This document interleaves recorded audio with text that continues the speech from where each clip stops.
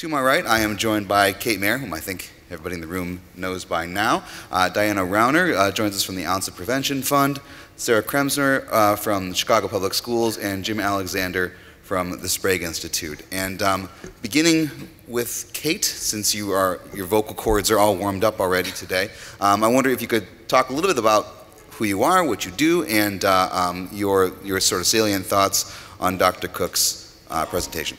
Sure. Thank you, Gabriel. I thought it would be useful, after listening to Dr. Cook talk specifically about hunger and its consequences, to take a minute and sort of frame the hunger problem here in Cook County, and sort of lay a groundwork for talking about both the need and some of the responses.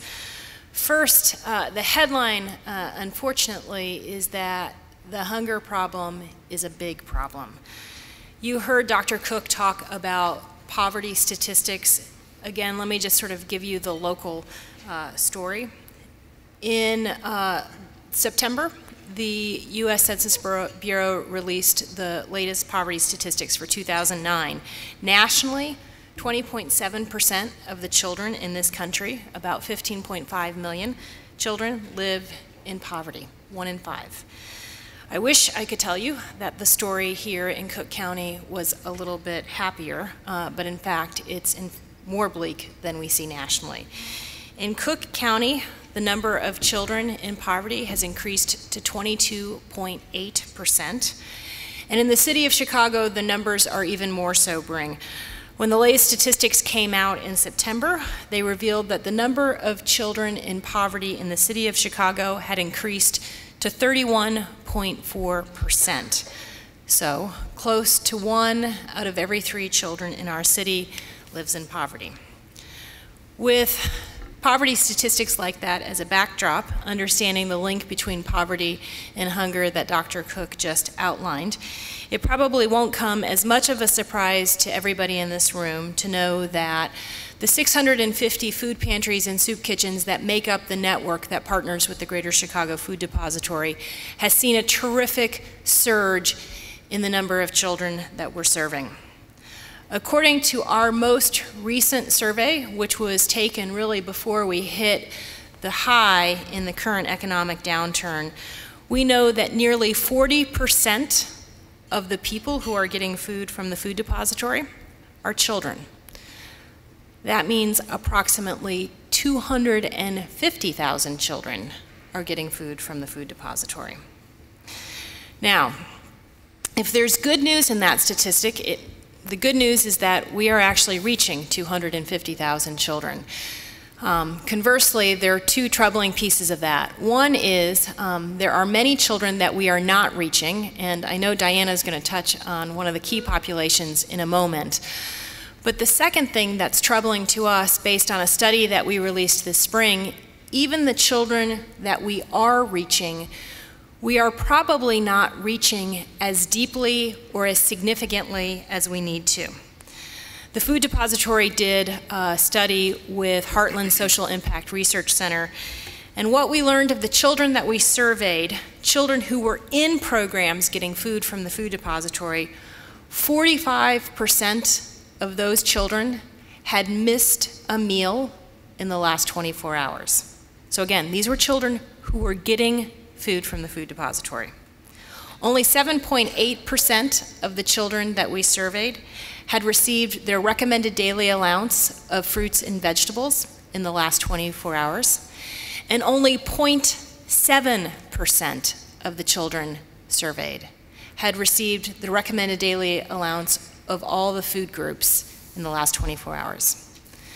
Furthermore, of the children we talked to, 54% were food insecure, and nearly 1 out of every 6 children were food insecure with hunger, meaning they reported multiple incidences of disruption in the delivery of food and that had a reduced food intake.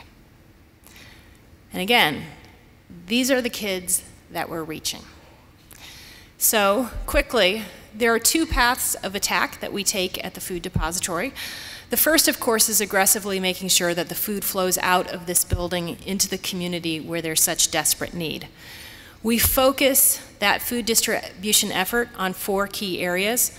The first, of course, is an incredibly vibrant network of 650 food pantries and soup kitchens that every day make sure that people in our community have food in their homes. The second key source of that food that goes out are after-school programs. We have 60 kids cafes across Cook County that provide 2,500 meals a day for children who are at risk.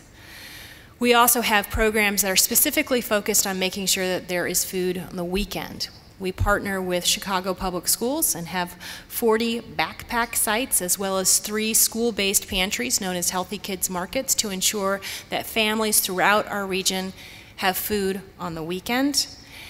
And we increasingly have made efforts to ensure that there is food during the summer months. This summer in particular, we had 90 different sites and a lunch bus that went out to ensure that children are getting food at these critical times. The second path of attack for us is advocacy. Advocating for full utilization of the federal nutrition programs that are out there, the WIC program, the SNAP program, the new name for food stamps, as well as school breakfast and school lunch programs, and of course, right now, advocating for a strong child nutrition reauthorization bill. That said, we know that even with aggressive plans of attack, there are many areas that we're missing, and I would dare say that probably one of the most significant gaps or opportunities is among children ages 0 to 5. And with that, I'm going to hand it off to Diana. Thanks, Kate. I'm Diana Rauner. I'm at the Ounce of Prevention Fund, and along with our partners in the city of Chicago, we serve children in Head Start programs and a network of home visiting programs throughout the state. We're also advocates, researchers, and communicators around the importance of serving children in poverty from the prenatal period all the way until they enter kindergarten. And I'm not sure how much more I can tell you about brain development than you've already learned this morning. But one thing I can state that is probably very obvious, maybe, but people don't think about too often, which is that the younger you are, the more likely it is that your parents will be in poverty. So the numbers that Kate has just given you about children in poverty really relate to children, I think, all the way through age 17, don't they? And this is pretty straightforward, but of course, the younger you are, the younger your parents are, and the more likely they are that they're poor. Children's children's incomes, family incomes rise as children get older because their parents start earning more money. But as Dr. Cook has pointed out to us, it's those first 3 years of life when children are most likely to be in poverty that are the most critical in terms of nutrition, and we would probably add the prenatal period to that as well. So we have to keep that in mind whenever we think about these sobering statistics, because they indicate to us that however bad the problem seems overall, it's much, much worse in the first 3 years of life. We know from our programs that we're running that children are coming in on Monday morning and they're ravenous.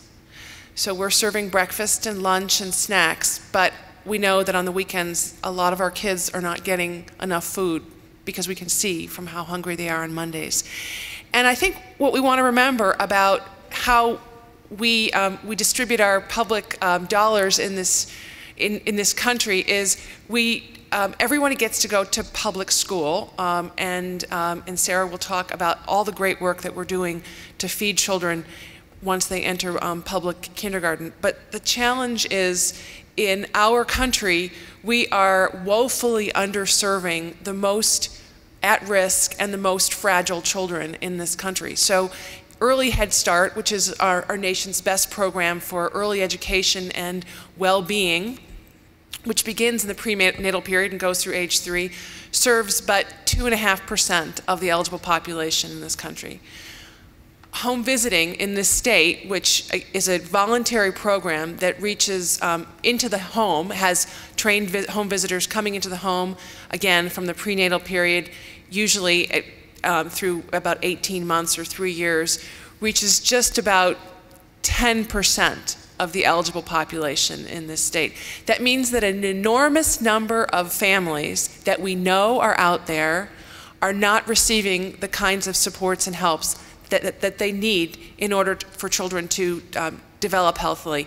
And this is the sort of existing data, what we've just learned from some recent needs assessments that we've done in this state around the places in our state where we are most underserving these kids, is that there's an entirely other new population that Dr. Cook referenced in his slides, which are those 4 million new families that are unemployed, and these new families in our state that are perhaps for the very first time in their lives realizing that they can't feed their families or take care of their families.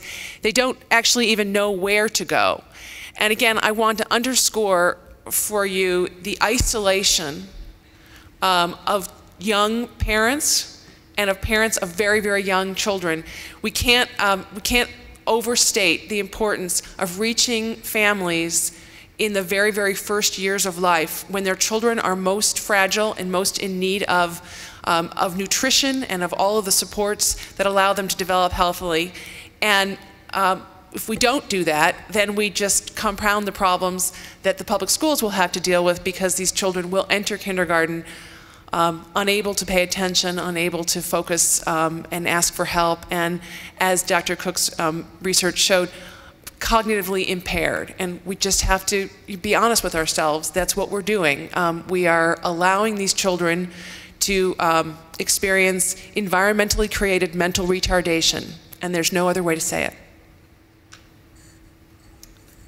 And with that.